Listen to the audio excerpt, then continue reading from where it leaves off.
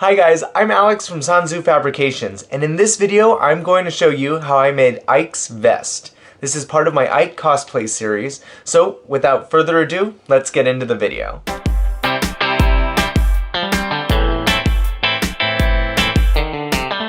Ike's vest presented some interesting challenges for me. This vest isn't being made to fit me.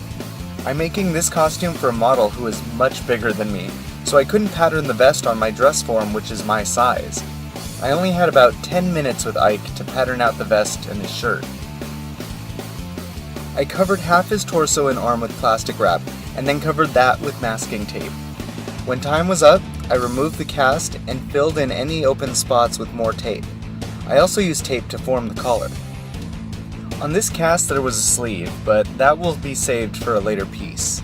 With everything formed, I drew on the seams and cut the pieces out.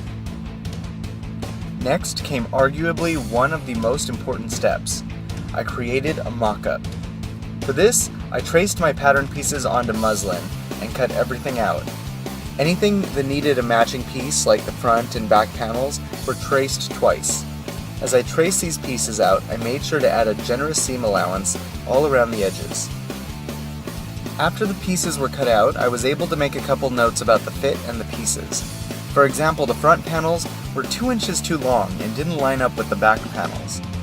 The collar was about 3 inches too short. If I hadn't made the mock-up, I wouldn't have been aware of these problems until after the vest was almost done. With my pattern finalized, it was time to transfer it to my final fabric. For this piece, I chose to use a heavy-duty duck linen. I chose this for a couple different reasons. Ike's vest looks like it's made of leather, but I didn't want to use leather or synthetic leather because of how finicky it is. When you stitch through leather, the needle leaves a visible hole. Unlike cloth, if you make a mistake and have to remove the thread, the hole will stay. I didn't want to have to worry about making mistakes, so I chose a different material. Duck cloth is also extremely durable and incredibly firm, so I wouldn't have to add ridiculous amounts of interfacing or lining to get the color to stay up. Since this piece was for someone else, I needed to conceal all the raw edges of the fabric and finish the seams. To do this, I chose to sew everything together using French seams. French seams add a little extra strength and also hide the raw edges of the fabric. It takes a little extra material to be added to the seam allowances, but it's actually pretty easy to do. Here's a quick breakdown. Usually a garment is sewn inside out, so the raw edges are on the inside. For French seams, do the opposite. Sew the garment right side out so the raw edges are on the outside. Then flip the whole piece inside out and sew along the seam again.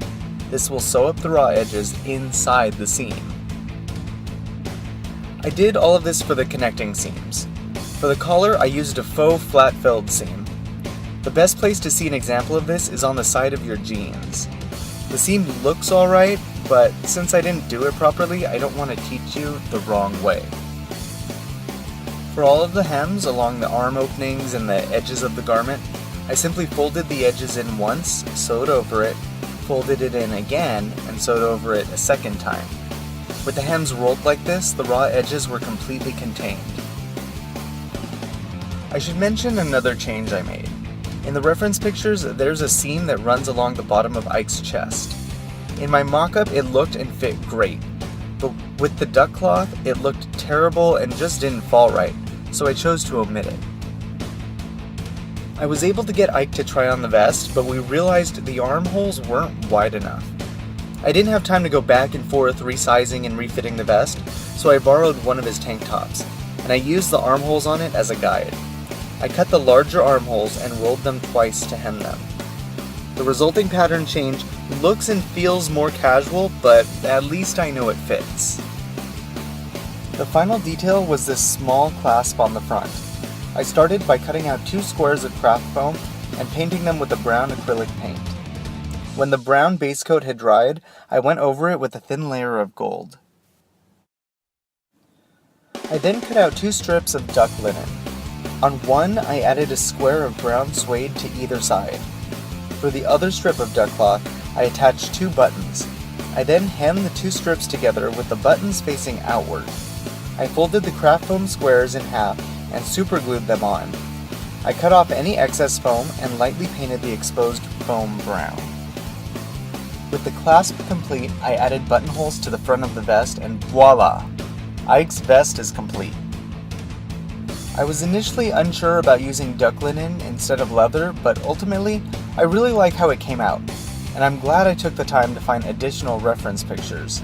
The clasp was a last-minute addition that I didn't notice until relatively late in the piece. Like always, if you found this interesting, be sure to like this video.